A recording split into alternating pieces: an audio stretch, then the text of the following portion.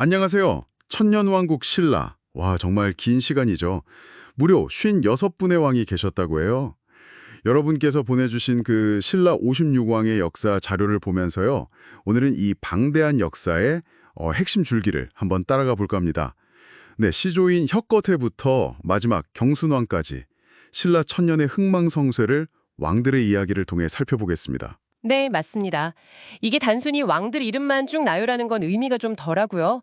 신라가 어떻게 시작됐고 또 어떤 과정을 거쳐서 그 대단한 삼국 통일을 이루고 또 결국에는 왜 역사 속으로 사라졌는지 그 중요한 전환점들 그리고 각 시대의 어떤 특징 같은 것들을 연결해서 큰 그림을 보는 게 중요하다고 생각합니다. 그 핵심 동력을 찾아보죠. 좋습니다. 그럼 신라의 첫 시대, 상대부터 한번 가볼까요? 초기에는 박씨, 석씨, 김씨, 세성씨가 이렇게 돌아가면서 왕위를 이었다고 하죠. 그 유명한 시조, 박혁거세, 알에서 태어났다는 신화, 그리고 3대 유리 이사금 때부터는 이사금, 그러니까 입금이 많은 자, 연장자가 왕이 되는 시대가 열리면서 국가의 틀을 조금씩 갖추기 시작합니다. 근데 여기서 주목할 점이 있어요. 바로 13대 미추 이사금부터인데요. 이때부터 김씨가 왕위를 쭉 이어가기 시작해요. 김씨 왕조의 시작이라고 볼 수 있죠. 그리고 17대 뇌물마립간. 이 시기엔 마립간이라는 새로운 칭호를 씁니다. 이게 이전의 이사금보다는 훨씬 강력한 뭐랄까 대군장 그런 의미를 담고 있어요. 왕위 계승도 이제 장자 상속으로 바뀌면서 강력한 세습 왕조의 기틀을 딱 마련하게 됩니다. 그리고 고구려 도움받아서 왜구를 물리친 것도 이 시기 신라의 어떤 국제적 상황을 보여주는 중요한 사건이고요. 19대 눌지마립간 때는 백제랑 손을 잡죠. 그 유명한 나제 동맹.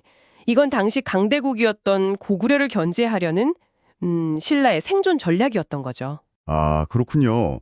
그럼 이제 상대 하이라이트라고 할 수 있는 그 유명한 지법진 라인으로 넘어가 볼까요? 22대 지증왕, 이때부터 국호를 신라로 확정하고 또 왕이라는 칭호를 쓰기 시작하잖아요. 국가체제를 정비하는 거죠. 이어서 23대 버풍왕, 와, 이분은 정말 할 일이 많으셨어요. 율령반포, 그러니까 국가 운영 시스템을 만들고 불교 공인에서 사상 통일 이루고 금관가야까지 정복하고 정말 중앙집권 국가의 틀을 완성했다고 봐야죠. 네, 맞습니다. 버프왕이 그런 시스템적인 기틀을 다졌다면 그 아들인 24대 진흥왕은 그 힘을 바탕으로 영토를 아주 공격적으로 확장한 정복군주죠. 신라 역사상 영토가 가장 넓었던 때예요. 특히 그 한강 유역을 차지한 거. 이게 단순히 땅 넓힌 게 아니라 중국과 직접 교류할 통로를 확보했다는 점에서 전략적으로 엄청난 의미가 있습니다. 신라의 위상이 확 달라지죠. 이때 활약한 게 바로 그 유명한 화랑도고요. 네네. 진흥왕 이후에 잠시 좀 혼란이 있긴 했지만 26대 진평왕이 오래 재위하면서 다시 안정을 찾고 드디어 한국사 최초의 여왕들이 등장합니다. 27대 선덕여왕 하면 첨성대, 황룡사 구층목탑 이런 문화유산으로 유명하고요. 28대 진덕여왕은 당나라와 손을 잡는 나당 동맹을 성사시키죠. 이게 삼국통일의 결정적인 발판이 되고요.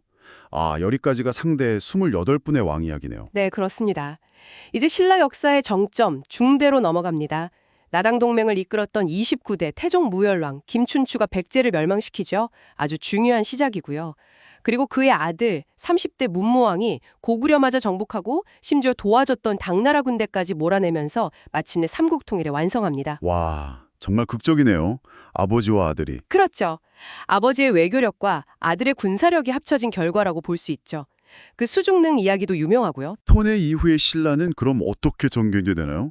안정적이었나요? 통일 직후에 혼란이 좀 있었어요. 그걸 수습하고 왕권을 아주 강력하게 만든 왕이 바로 31대 신문왕입니다. 김음돌의 난 같은 귀족 반란을 아주 강력하게 진압하고요. 국각이라는 학교도 세우고 여러 개혁을 통해서 전제 왕권을 확립했죠. 그 이후에 33대 성대광 때는 백성들에게 토지, 정전이라고 하죠, 이걸 나눠주면서 민생 안정에 힘썼고요. 35대 경도광 때는 불국사, 석굴암 같은 정말 찬란한 불교 예술이 꽃을 피웁니다. 문화의 황금기라고 할 수 있죠. 정말 눈부신 시대였네요, 중대가. 그런데 이 황금기는 어떻게 끝나게 되나요? 네, 좀 안타까운데요. 36대 해공왕이 어린 나이에 피살돼요. 반란으로요. 이러면서 중대 왕실의 직계가 끊어지고 그 강력했던 왕권이 급격하게 흔들리기 시작합니다. 8명의 왕으로 이어진 중대가 신라 최고의 전성기였지만 그 끝은 좀 허무하게 찾아온 셈이죠. 그리고 이제 마지막 시대, 하대가 시작되는군요. 자료 보니까 155년 동안 무려 20명의 왕이 교체됐다고. 와, 정말 혼란스러웠겠어요. 이건 뭐 단순히 왕위 계승 문제라기보다는 그 중대 때 억눌렸던 귀족 세력들이 다시 힘을 얻으면서 왕권을 계속 위협했던 시기라고 봐야겠죠. 네, 정확합니다. 38대 원성왕이 능력 위주로 관리를 뽑으려고 독서삼품과라는 걸 시도했지만 귀족들 반발 때문에 제대로 안 됐고요. 42대 흥덕왕 때는 그 유명한 해상왕 장보고가 청해진을 중심으로 강력한 세력을 떨치기도 했지만 그 역시 중앙 귀족들과의 갈등 끝에 비극적인 최후를 맞이하죠. 이런 사건들이 하대 신라의 그 불안정한 정치 상황을 그대로 보여줍니다. 1, 2년 만에 왕이 바뀌는 일도 흔했으니까요. 결국 터질 게 터진 거군요. 뭔가 결정적인 사건이 있었나요? 네, 결정타는 51대 진성여왕 때 터집니다. 극심한 혼란과 수탈 속에서 전국적으로 농민들이 봉기하고요. 이걸 배경으로 견훤이 후백제를, 궁예가 후고구려를 세우면서 이른바 후삼국 시대가 열리는 거죠. 신라의 힘은 이제 수도 경주 근처만 겨우 다스리는 정도로 급격히 약해집니다. 그러다 55대 경혜왕이 포석정에서 연회 즐기다가 후백제 견훤 군대한테 습격당해서 비참하게 살해당하는 사건이 벌어지죠.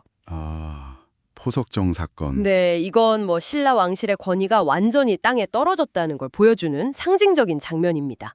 그리고 이제 마지막 왕, 56대 경순왕이시네요. 기울어버린 나라를 보면서 정말 어떤 심정이었을까요? 결국에는 더 이상의 희생을 막기 위해서 새롭게 떠오른 고려의 왕건에게 평화적으로 나라를 넘겨주는 어려운 결단을 내리시죠.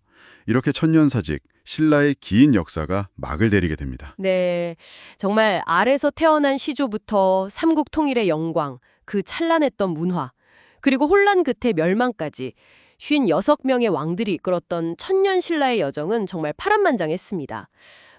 성공과 실패, 영광과 좌절이 계속 교차하는 하나의 거대한 서사시였다고 할 수 있겠네요. 네, 천년을 이어온 왕조도 결국은 역사의 흐름 속으로 사라졌습니다. 오늘 저희가 살펴본 신라 56명 왕들의 이야기를 통해서 여러분께서는 한 국가의 흥망성쇠를 가르는 가장 중요한 요인은 과연 무엇일까? 이런 질문을 한번 던져보시는 건 어떨까요? 어쩌면 신라의 그 천년 역사 속에 그 답의 실마리가 숨어 있을지도 모르겠습니다. 한번 곱씹어 보셔도 좋을 것 같습니다.